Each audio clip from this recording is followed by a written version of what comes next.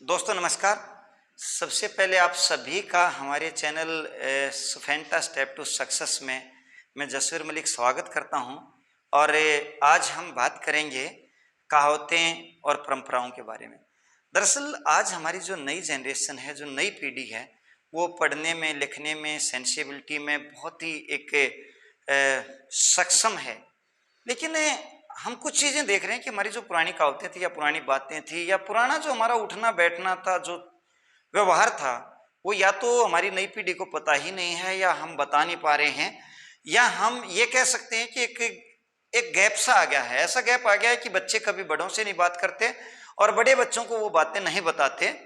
इस आज की वीडियो में हम चर्चा करेंगे कि एक जो पोता है वो अपने दादा से कहता है कि दादा मैंने सुनी है, कल मैं वहां जा रहा था जब बस अड्डे की तरफ, तो दो चार आदमी ये कह रहे थे कि गाम राम हुआ है।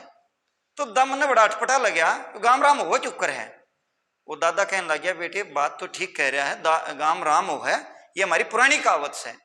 और दोस्तों आज भी अगर हम देखें तो हिंदुस्तान आज भी गाँव में बसता है, बहुत बड़ी आबादी आज भी हमारी देहात में रहती है। और जो कहावतें हैं वो कहावतों का अपना एक महत्व होता था। गाम राम वास्तव में होता है, बड़े जो बातें होती थी, बड़ी जो चीजें होती थी, उसको गाम राम बड़े सलीके के साथ सुलझा के, कोई वाद विवाद होता है या बड़ी जो बात करनी होती थी, गाम राम तुरंत कर लेता था। तो वो कहने लगे कि दादा राम तो अलग वो है, गांव अलग वो है। दादा बोला कि मैं तुम्हें एक कहानी तो सुनाता हूँ और कहानी से ही सुना करके समझाता हूँ कि गाम राम कैसे होता है। उसने दादा ने पोते को बताया कि भाई भोला और पार्वती जा रहे थे, 5-7 आदमी गांव के इकट्ठे हो रहे थे, वो कोई बात कर रहे थे। पार्वती बोली भोले को कि भोले ये कुछ आदमी इकट्ठे हो रहे हैं, चलो देखेंगे क्या कर रहे हैं। भोला बोला पार्वती रहने दे, ये गांव में क्या आदमी कुछ कर रहे होंगे और गांव राम होया कर, कि मैं सर डाल की चीज चलने जाकर गांव में। तो भोली कहने लगी, यानी पार्वती कहने लगी कि गांव राम थोड़ा होया कर, ऐसे कैसे गांव राम होता है, आप भी कैसी बात कर रहे हो। कहने लगे कि गांव राम हुआ है।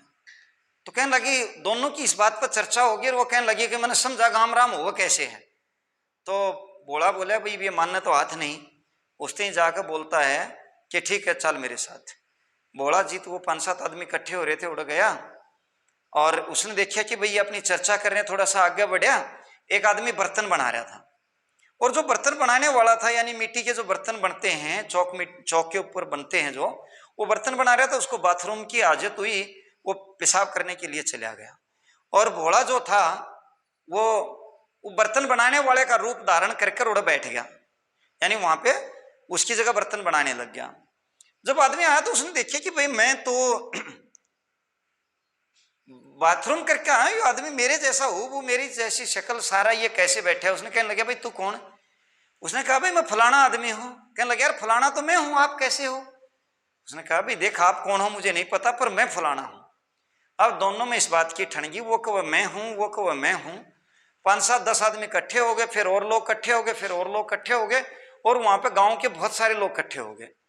जब बहुत सारे लोग इकट्ठे हुए तो पार्वती ने देखे कि भाई ये इसका फैसला कैसे हुआ है। तो गांव के आदमी कहने लगे भाई आप दोनों एक हो, दिखने में भी एक हो, असली कौन सा है और भाई दूसरा कौन सा है वो पता नहीं है।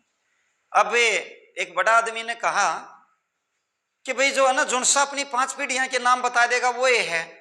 अब जो बर्तन बनाने वाला असली था उसने 5 पीढ़ियां के नाम बता दिए, जो भोला बन रहा था बर्तन बनाने वाला उसने 7 पीढ़ियां के नाम बता दिए। फिर उलझ गया भाई ये 5 के बताओ, वो 7 बताओ है। मतलब हम तो नहीं मानने थे कि भाई जो है ना इस पर जुनसा असली होगा वो दूर हो जाएगा, जुनसा असली नहीं होगा उसका पता चल जाएगा। लेकिन यह बात तो फिर जो है ना ठनी रहेगी। उसके बाद एक सियाना सा आदमी आया, कहने लगे कि भाई सुनो इसका फैसला मैं करता हूं। उसने कहा भाई ऐसा है, हमारे जो बड़े थे ना, बुजुर्ग थे, वो तो ऐसे थे जो पानी की सुराही होया करती, उसमें ऊपर तक घुस जाते और सुराही में के निकल जाते। अब जो बर्तन बनाने वाला था वो तो आदमी था, वो सुराही में के कैसे घुसे। जो दैवीय शक्ति थी, भोला जो था दूसरा, उसने उठा करके उसमें से निकल गया। अब जब उसमें से निकल गया तो वो जो बुजुर्ग आदमी आया था, जो बड़ा आदमी आया था, वो हाथ जोड़ के बोलता है कि महाराज आप कौन हो ये तो मुझे नहीं पता, पर आप फलाना आदमी तो नहीं हो, आप हो कोई बड़ी शक्ति। जब ये चीज भोले ने देखी तो भोला ने बताया देख मैं कहूं था ना, गांव छोटी तो छोटी और बड़ी तो बड़ी चीज का निपटारा कर देता है और गांव राम होया करे है। तो वहां से उसको बोली का समझ में आई। तो दादा अपने पोते को कहता है, बेटे गांव जो होता है, कोई बड़ी बात करनी हो, कोई छोटी बात करनी हो, या कोई छोटी चीज बनानी हो, कोई बड़ी चीज बनानी हो, तो गांव राम जो है बड़े सलीके से गांव में सारी तरह की विचारधाराएं होती है। तो दोस्तों मैं इसके माध्यम से ये बताना चाहता हूं कि हम अपनी पीढ़ी को, नई पीढ़ी को, अपने बच्चों को इस तरह की कहावतों से, परंपराओं से जोड़ के रखें, ताकि वो बच्चों को पता चले कि भाई ये कहावतें हमारी क्या थी और इनका मीनिंग क्या था। और ये कहावतें और जो परंपराएं हैं वो उस समय भी चरितार्थ थे, आज भी हैं।